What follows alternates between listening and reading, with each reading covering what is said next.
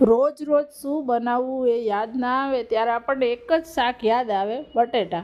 હા, બટાકા છે એ અઠવાડિયામાં 2 વખત આપણા ઘરે બનતા જ હોય છે અને બટેકાને આપણે અનેક રીતે બનાવતા હોય છે. અને બટેકા એવી શાક છે કે જે દાળ ભાત સાથે, ખીચડી સાથે, પરોઠા, પૂરી, રોટલી બધાની સાથે ભળી જાય.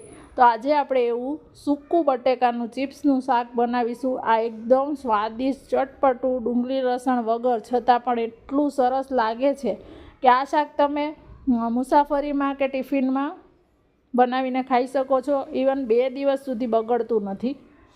તો પહેલાં મેં આ રીતે બટેકા લીધા છે. બટેકાને આપણે પાણીથી પહેલાં ધોઈ લીધા છે અને એને આપણે ચિપ્સમાં કટ કરવાના છે. એની જે સ્કિન છે એ રહેવા દેવાની છે. એનાથી એને એક બોડી મળશે અને શાકનો સ્વાદ પણ સારો એવો આવે છે. છાલવાળા બટેકાનું શાક જે રીતે આપણે બનાવતા હોય છે એમ આમાં પણ ચિપ્સ આપણે કરીએ તો બટેકાની છાલ કાઢવાની નથી, એટલે એ આખા એ છૂંદાઈ ના જાય. જો આટલી જાડી આપણે ચિપ્સ કરવાની છે, એકદમ પતલી પણ નહીં ને જાડી પણ નહીં, એવી મીડિયમ સાઇઝની આપણે બટાકાની બધી ચિપ્સ કરી લીધી છે.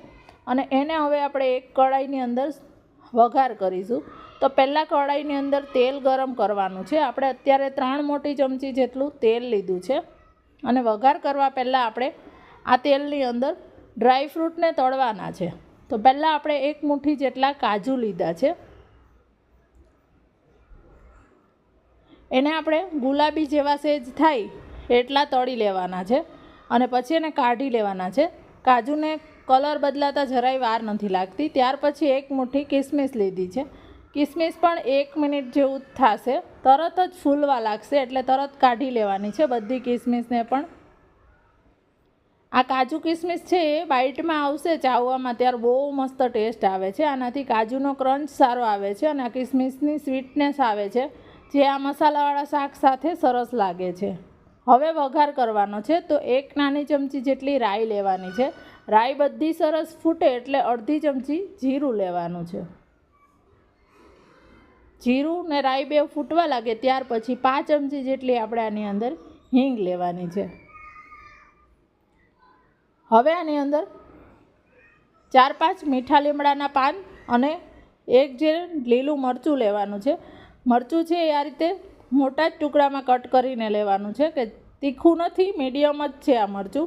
પણ એ જ્યારે તેલમાં સતળાશે ત્યારે એ પણ બહુ સરસ ટેસ્ટ આવશે એનો. હવે એની અંદર જે બટેકા છે આપણે સમારેલા એ લઈ લેવાના છે. તમને જો બહુ તીખું ભાવે તો તમે જે મરચી આવે છે એના ટુકડા લેજો, એ પણ બહુ મસ્ત લાગે છે. હવે આ રીતે તેલમાં જ આ બટેકાને સાતળવાના છે.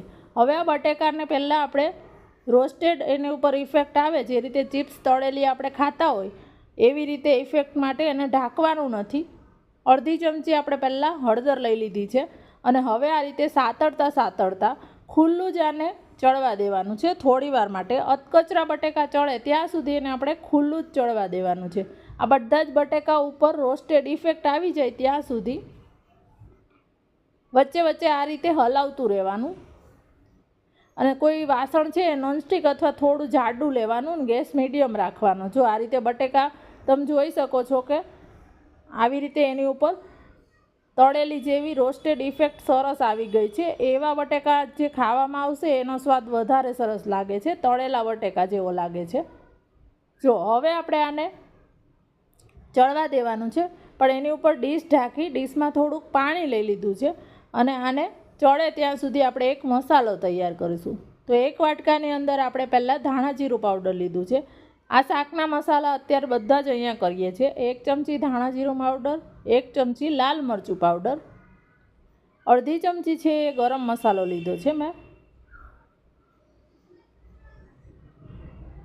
પોણી ચમચી જેટલો મેં આમચૂર પાવડર લીધો છે. તમે ખટાશ માટે લીંબુ લઈ શકો છો. ત્યાર પછી 1 નાની ચમચી જેટલી ખાંડ લેવાની છે. ખાટું મીઠું એવું આ શાક એવું સરસ ટેસ્ટમાં લાગશે. અને ગરમ મસાલો પણ લેજો, એનાથી પણ અડધી ચમચી જ લીધો છે એટલે માઇલ્ડ એકદમ ફ્લેવર પણ સારી એવી આવશે. જો આપણે શાક ચેક કરી લઈએ છીએ.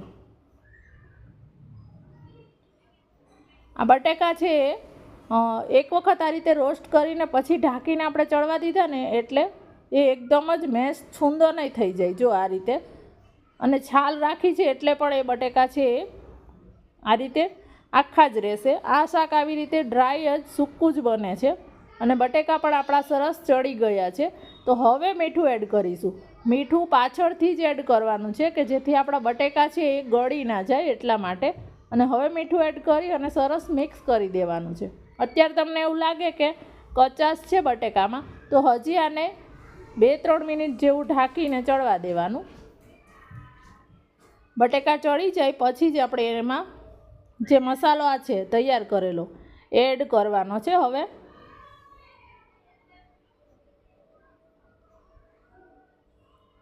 આ મસાલાથી એટલો મસ્ત ટેસ્ટ આવે છે. આમાં આપણે ડુંગળી લસણનો નથી કરેલો એટલે આ મસાલાનો જ આમાં સરસ સ્વાદ આવે છે. ગરમ મસાલો અને આમચૂર ને ખાટું મીઠું એવું આ શાક. આ શાક છે અત્યારે શ્રાદ્ધ ચાલે છે તો તમે ખીર સાથે, બપોરે દાળ ભાત સાથે સર્વ કરી શકો છો. હવે આપણે જે તળેલા ડ્રાયફ્રૂટ છે એ પણ આની અંદર લઈ લેવાના છે. લાસ્ટમાં જ આપણે લેવાના છે. શાક બની અને તૈયાર થઈ જાય ત્યાર પછી આ રીતે આપણે ડ્રાયફ્રૂટ છે એ લઈ લેવાના. જો કેટલું મસ્ત, જોતાં જ મોઢામાં પાણી આવી જાય એવું આપણું આ બટેકાની ચિપ્સનું શાક. ઉપરથી થોડી ફ્રેશ કોથમીર લઈ ગેસ બંધ કરી દેવાનું છે. આને તમે થેપલા, પરોઠા કે પૂરી સાથે, રોટલી સાથે સર્વ કરી શકો છો. દાળ ભાત સાથે પણ સાઈડમાં સર્વ કરી શકો છો. વિડીયો ગમે તો એક લાઇક કરજો. અને ફ્રેન્ડ્સ, તમે મારા વિડીયોઝ છે યુટ્યુબમાં જુઓ છો, યુટ્યુબમાં જોતા હોય તો મને કોમેન્ટ કરજો. અને ચેનલને સબસ્ક્રાઈબ ના કરી હોય તો કરી દેજો. અને જો ફેસબુકમાં જોતા હોય તો પણ કોમેન્ટ કરજો અને ફેસબુક પેજને ફોલો કરી દેજો કે જેથી હું મારી નવી આવી હેલ્ધી રેસિપીઝ તમારી સાથે શેર કરું. અને જો તમને ફૂડ રીલ્સ જોવી ગમતી હોય તો તમે મને ઇન્સ્ટાગ્રામમાં ફાલુસ કિચનમાં ફોલો કરી શકો છો.